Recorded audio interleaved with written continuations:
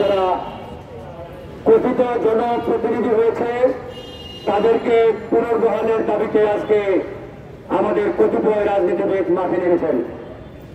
আমরা স্পষ্ট করে বলছি, হাসিনার শাসন আমলে যে সকল ভোটারবিহীন নির্বাচন হয়েছে এই প্রত্যেকটা নির্বাচন জনগণ বিনামূল্যে প্রত্যাখ্যান করেছে এবং এই প্রত্যেকটা নির্বাচনকে অনতিবিলম্বে বাতিল ঘোষণা করতে হবে, অবৈধ ঘোষণা করতে হবে।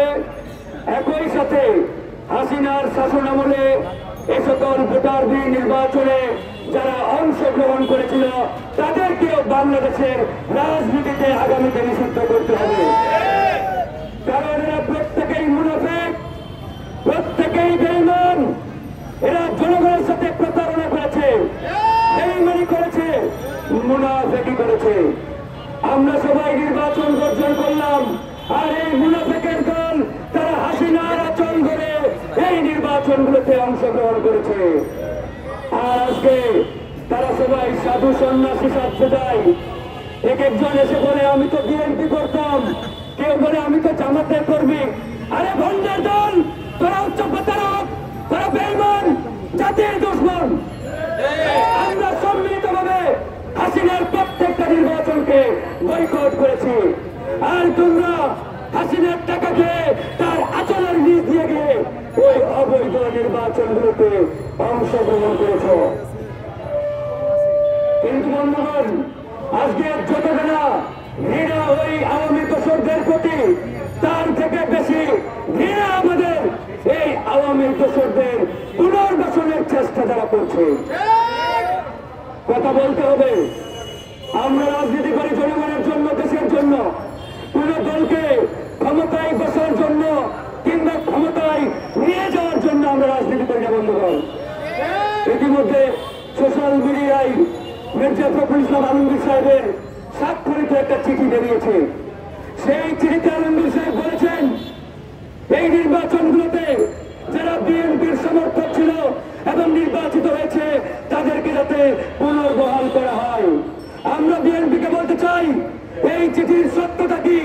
যদি এটি বিএনপির মহাসচিব স্বাক্ষর না করে থাকে তাহলে আজকের মধ্যে যাতে বিএনপি এই বিষয়টি পরিষ্কার করে, অন্যথায় আমরা মুখ খুলতে বাধ্য হব।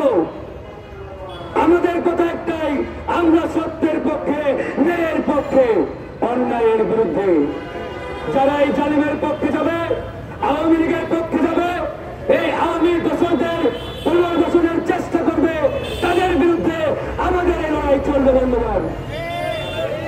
আজকে তারা বিএনপি বলে জামাতের পরিচয় দেয়, বিএনপির পরিচয় দেয়। আর যখন তারা নির্বাচনে অংশগ্রহণ করেছিল আপনারা সবাই জানেন দল থেকে তাদেরকে বহিষ্কার করেছিল। একজন আছে তৈমুর আলম খন্দকার, নারায়ণগঞ্জের বিএনপির সেই বর্ষিয়ান নেতা, সেও সিটিতে মেয়র ইলেকশন করেছে এবং সেই নির্বাচনে অংশগ্রহণ করার কারণে সেই তৈমুর আলম খন্দকারকে বিএনপি থেকে আজীবন বহিষ্কার করেছে। এই তৈমুর আলম খন্দকার যদি এখন বলে আমি তো বিএনপির একনিষ্ঠ লোক, এটা কি ভাই বিএনপি মানবে? জনগণ জানে না এই তৈমুরকে বহিষ্কার করা হয়েছে, ওই শাহজাহানুরকে বহিষ্কার করা হয়েছে, তাদেরকে জনগণ ট্যাগ দিয়েছে এরা আওয়ামী দোসর, এরা আসলেই আওয়ামী দোসর। ঠিক একইভাবে যে সকল কাউন্সিলর এবং যে সকল মেয়র আজকে এই বিএনপি জামাতের পরিচয় দিয়ে পুনর্বহালের দাবি তুলেছে, এরাও প্রত্যেকে আওয়ামী লীগের দোসর, হাসিনার দোসর। এড়িয়ে বিন্দু পরিমাণ সন্দেহের অবকাশ নেই। তাই আমরা বলতে চাই, আওয়ামী দোসরদের পুনর্বাসনের চিন্তা ভুলে যান, এই চিন্তা কেউ করবেন না।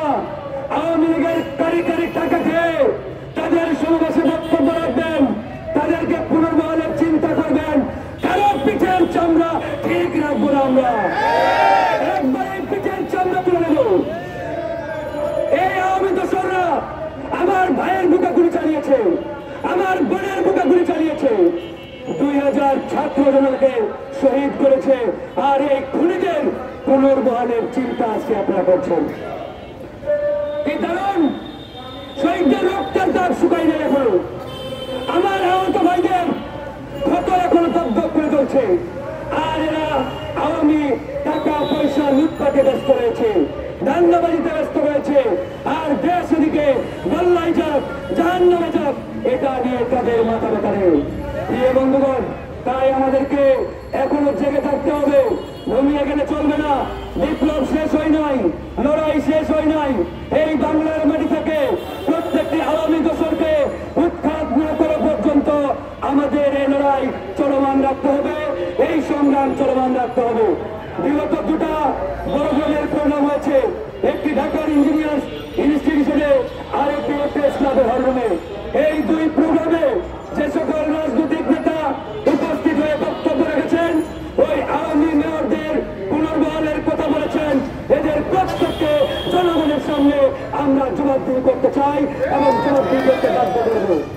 প্রথম প্রোগ্রামে প্রধান অতিথি ছিলেন তথাকথিত এক নেতা। সেই নেতা সেখানে গিয়ে এই মেয়র কাউন্সিলরদের পক্ষে এমন ভাবে বক্তব্য দিয়েছেন এরা নাকি বৈধ জনপ্রতিনিধি। আমি বলতে চাই, এরা যদি বৈধ জনপ্রতিনিধি হয় তাহলে তাদের আম্মা হাসিনাও বৈধ প্রধানমন্ত্রী।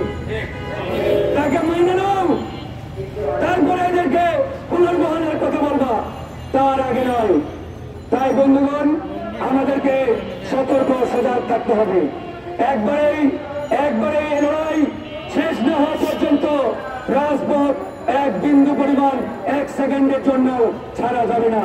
তাই আমাদের এই লড়াই চলছে, এই লড়াই চলবে।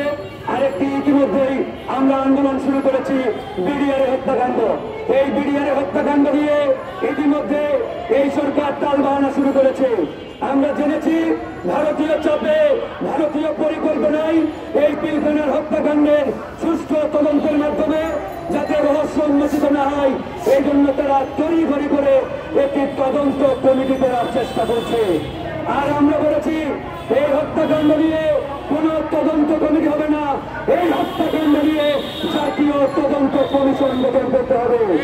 জাতীয় তদন্ত কমিশন ছাড়া অন্য কোন কায়দায় যদি কমিটি করার চেষ্টা করে, সেই কমিটিকে আমরা ডক্টর ইউনূসের বাসভবনের সামনে ছুঁড়ে ফেলে দেব।